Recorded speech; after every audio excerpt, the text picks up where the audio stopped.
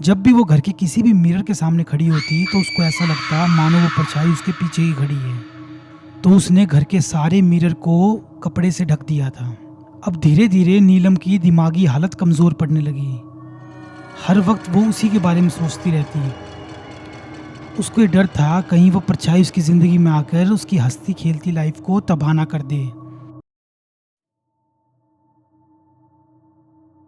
राजस्थान के धौलपुर और करौली पहाड़ों के बीच बसा एक गांव मेहंदीपुर, जहां हनुमान जी के बालाजी रूप का एक बहुत ही मान्यता प्राप्त मंदिर है, जिसे हम मेहंदीपुर वाले बालाजी के नाम से भी जानते हैं। यहाँ लोग बहुत ही आस्था से भूत प्रेत आत्माओं से मुक्ति के लिए आते हैं। अगर हम दिन के समय यहाँ जाएं तो सैकड़ों तड़पते लोगों के चिल्लाने की आवाज़ें, घंटियों की आवाज़, लोहे की जंजीरों की आवाज़ हमें सुनाई देगी। वहीं शाम के बाद इधर एकदम सन्नाटा छा जाता है। शाम के बाद पूरा मेहंदीपुर शांत हो जाता है। जैसे हर जगह के कुछ असूल होते हैं, वैसे यहाँ के भी बहुत कायदे कानून हैं। मैं खुद भी बचपन में अपनी माँ के साथ इस मंदिर में गया था। तब मुझे समझ आया था कि इस मंदिर की मान्यता कितनी ज़्यादा है। वहाँ जब आरती होती है तो उसकी घंटियों की आवाज़ दूर दूर तक आती है। पूजा पाठ और आरती के बाद पंडित जी ने मुझे प्रसाद दिया था और बोला था, बेटा इसको यहीं ग्रहण कर लेना, इसको वापस साथ नहीं लेकर जाते। इस तरह के बहुत से नियम हैं जो हमें फॉलो करने होते हैं। मेरी माँ ने भी बताया था, बेटा जब हम मंदिर की सीढ़ियाँ नीचे उतरेंगे तो पीछे मुड़कर नहीं देखना।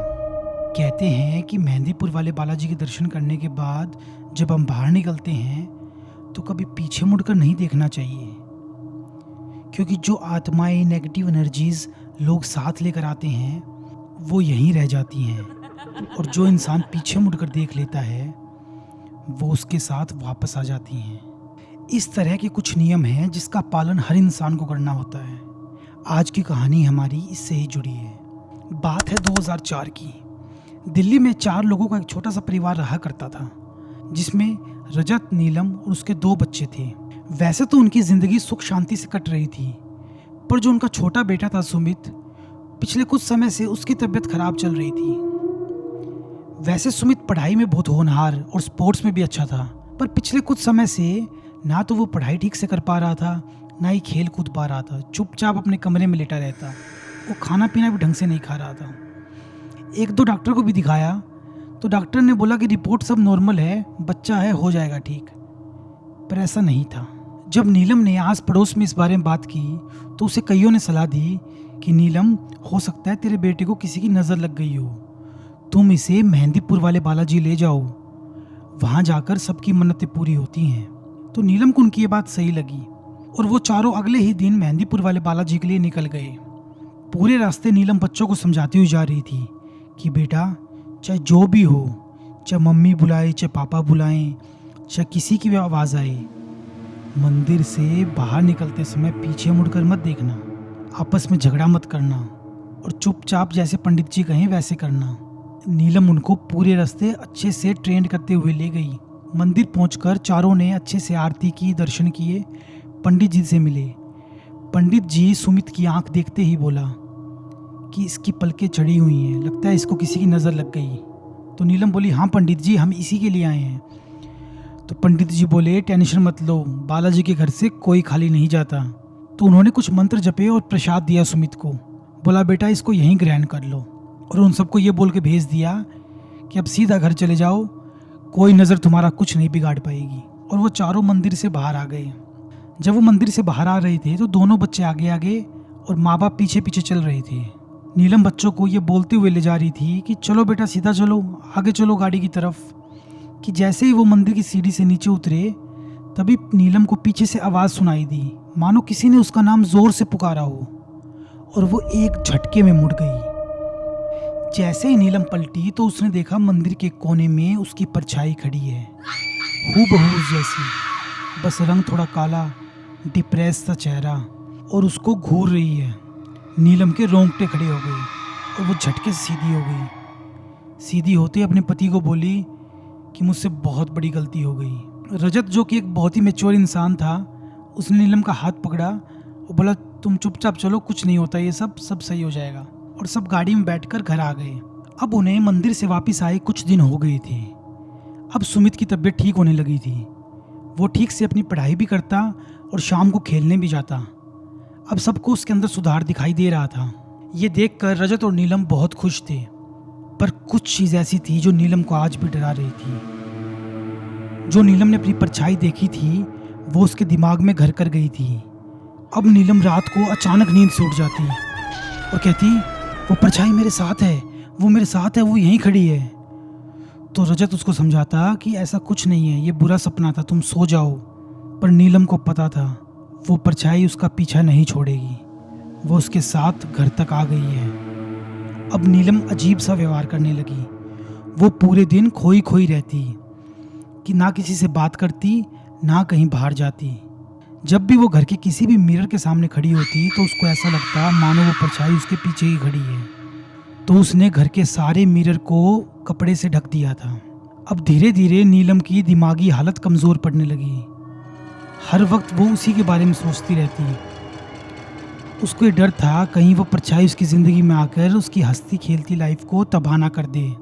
रजत उसको बहुत समझाता कि इतनी टेंशन मत लो, सब सही है, पर नीलम के मन से डर निकल ही नहीं रहा था। अब नीलम पूरी पूरी रात जागती रहती। जैसे ही वो आंख बंद करती उसके सामने वो काली परछाई आ जाती और वो डर से उठ जाती। इससे नीलम की ज़िंदगी पर बहुत असर पड़ने लगा। वो पूरा दिन सोती रहती, ना बच्चों से बात करती ना किसी और से। रात को नींद पूरी ना होने की वजह से उसकी आंखों के नीचे काले गड्ढे पड़ गए थे। उसे लगता वो परछाई उसको नहीं छोड़ेगी। इसी तरह 1 महीना बीत गया और नीलम की हालत बद से बदतर हो गई। नीलम की ऐसी हालत देखकर रजत बहुत डर गया था। वो उसको तुरंत ही डॉक्टर के पास लेकर गया। डॉक्टर ने नीलम का चेकअप किया और बताया कि देखिए वैसे तो कोई दिक्कत नहीं है, पर लगता है इन्होंने किसी बात का बहुत स्ट्रेस ले लिया है। अगर धीरे धीरे हम इनका स्ट्रेस कम कर दें तो सब सही हो जाएगा। और डॉक्टर ने यह बोलकर कुछ दवाइयाँ लिख दी, पर किसी भी दवाई का कोई असर नहीं हो रहा था, क्योंकि नीलम जहाँ भी जाती उसे हर वक्त वही परछाई दिखाई देती। तो इन सब चीज़ों से परेशान होकर रजत ने पंडित जी को फ़ोन लगाया और उन्हें इस बारे में सब बताया। पंडित जी बोले, मैंने तुम्हें कहा था पीछे मुड़कर नहीं देखना। नीलम ने बहुत बड़ी गलती कर दी है। वो उस काली परछाई को अपने साथ घर तक ले आई है। तो रजत बोला, पंडित जी अब कैसे हमें छुटकारा मिले इससे, आप ही बताइए। पंडित जी बोले, तुम्हें फिर से यहाँ आना होगा, हम यहीं कुछ कर सकते हैं। अगले दिन ही रजत नीलम को लेकर मेहंदीपुर वाले बालाजी चला गया। जैसे वो लोग मंदिर के बाहर पहुंचे, नीलम जोर जोर से चिल्लाने लगी, मुझे नहीं जाना, मैं अंदर नहीं जाऊंगी, घर वापस चलो, घर वापस चलो। जैसे तैसे 2-3 और लोगों की मदद से सबने मिलकर नीलम को मंदिर के अंदर पहुंचाया।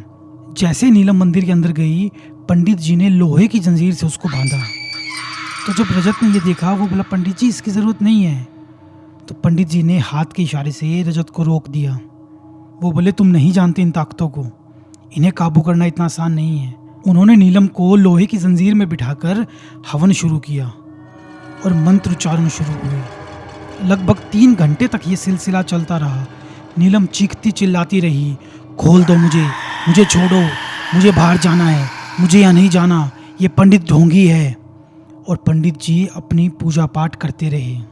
ये सब देखकर रजत का दिल दहल गया था, पर रजत कुछ नहीं कर सकता था। पर कुछ देर बाद नीलम ढीली पड़ने लगी।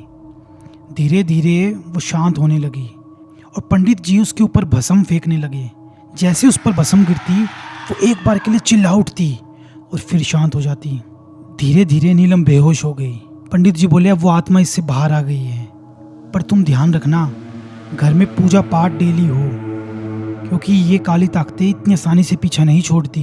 उन्हें ये सब समझाकर पंडित जी ने उन्हें घर भेज दिया और हमेशा की तरह प्रसाद दिया जो उन्हें वहीं पे ग्रहण करना था, जिसे घर नहीं लेकर जाते। और उन्होंने उस प्रसाद को चखा और मंदिर से बाहर आने लगे। तो रजत नीलम को मंदिर से बाहर लाया और दोनों गाड़ी में बैठकर अपने घर के लिए वापस रवाना हो गए। जैसे वो दोनों गांव मेहंदीपुर से बाहर निकले तो रजत को किसी का कॉल आया। उसने गाड़ी साइड में लगाकर फोन पर बात करनी शुरू की।